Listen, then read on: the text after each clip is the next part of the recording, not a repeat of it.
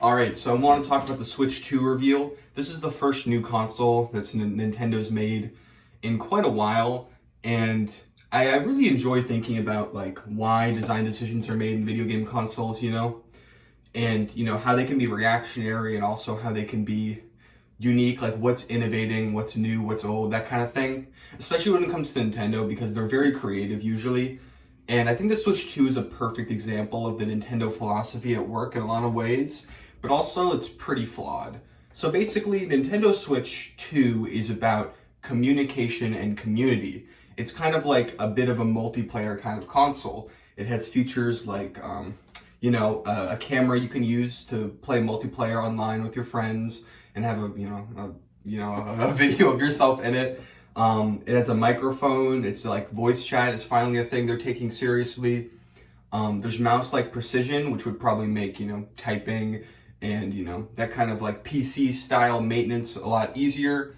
There's just a lot of multiplayer-esque experiences. There's even this one event that Nintendo, this demo that they had, this closed beta they had for another multiplayer experience. That's definitely what they're going for here. This console seems to be Nintendo's attempt at sort of trying to capture the multiplayer zeitgeist that we've been seeing through, the rest of the industry. Because multiplayer giant online games, that's basically what's sweeping everything right now.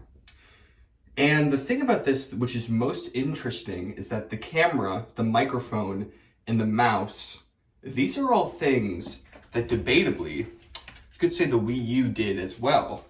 The Wii U has a microphone, it has a headphone jack, the touchscreen is a pretty good analog to mouse control. They both have a sort of pinpoint precision. And the Wii U touted features like, you can video call people, communicate with the gamepad, use it for streaming and stuff like that. It never went as far as like this kind of online juggernaut kind of thing they're going for, where it's like, these are more cutesy, fun, Nintendo-y features. But the thing that's very different about the approach is that while the Wii U gamepad is all this stuff in one, the Nintendo Switch 2 kind of divvies it all out into different peripherals. And I think the reason for this is because one of the reasons the Wii U failed is because the gamepad was too expensive to produce. It was this giant kind of hurdle, it was necessary for the system, but it wasn't very, not necessary on a software level, The software didn't reuse the features of it, it's just the hardware required it. And you couldn't make it cheaper, you couldn't sell it separately. It was kind of like this Achilles heel of the whole thing. So what they've done is they've taken the different features and they've spread them out into accessories so they can sell the Nintendo Switch 2 at a decent price. $450 is a lot, but that is honestly decent enough, all things considered. But the catch is that all the peripherals are going to add up. And this time they are so expensive. It is unreal. The new Joy-Cons are $90, which would be fine, but that's really bad. Even if it was $80, it would feel like a lot. But the thing is, as a consumer, I don't trust Nintendo's Joy-Cons because the previous ones, which were also very expensive, didn't, they all died. They all stopped working. So this thing is like, we're at this weird crossroad where it's like Nintendo is, kind of like extending out their reach, they're splitting up the package.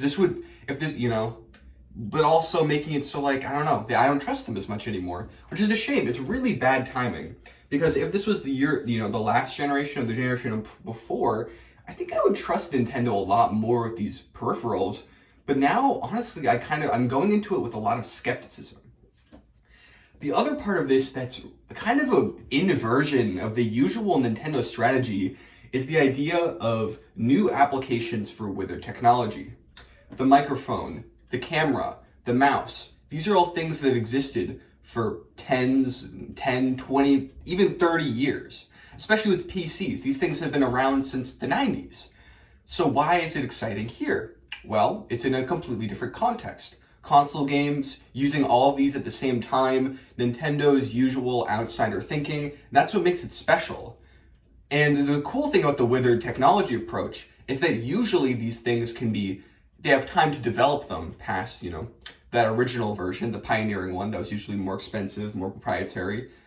But the thing about this approach is that it's not less expensive. It's more expensive. A USB mouse is basically as cheap as you can possibly get for any sort of control input. But the Nintendo Switch Joy-Con is $90.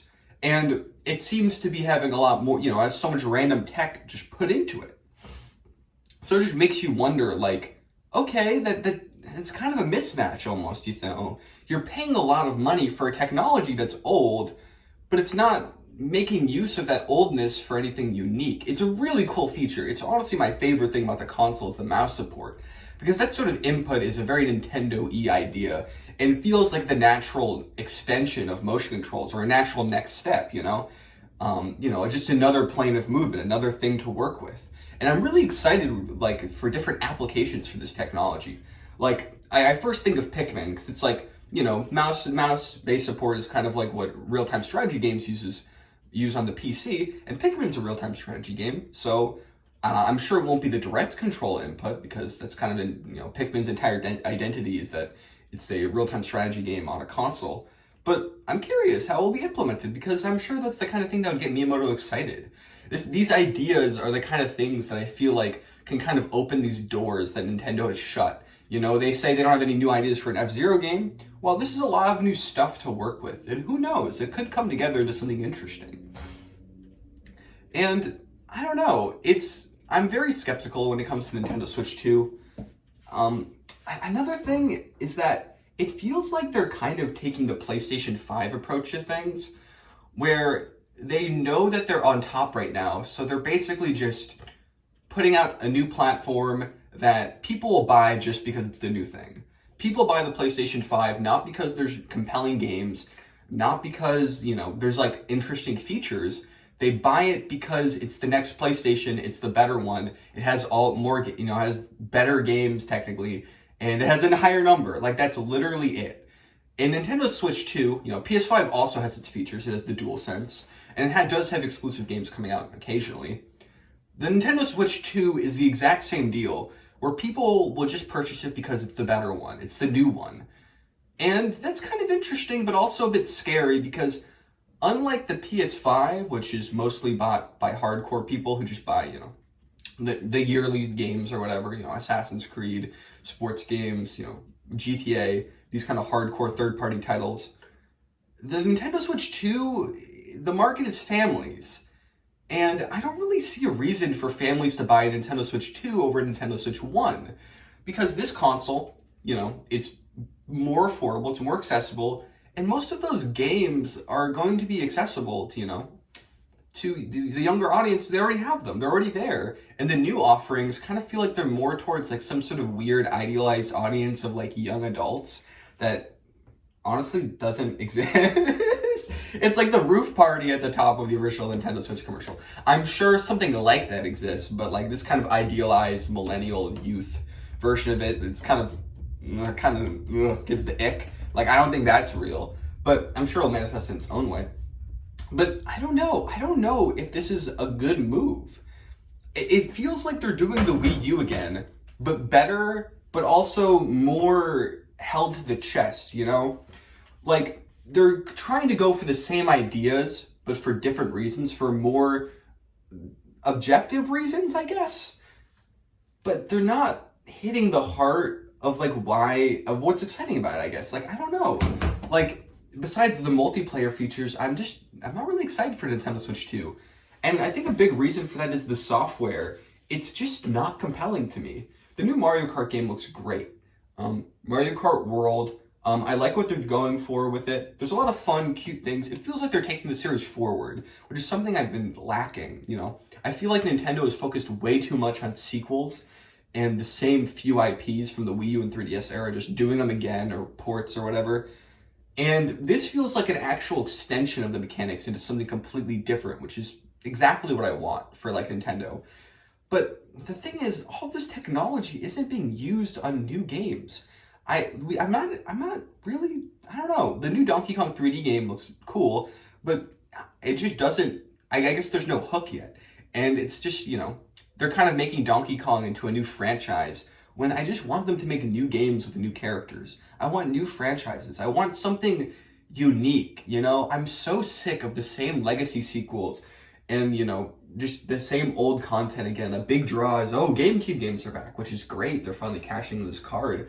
But it's just been so long that I've just, I've stopped caring, And a Kirby Air Ride sequel, it's just another legacy sequel, and I'm sure it'll be fine.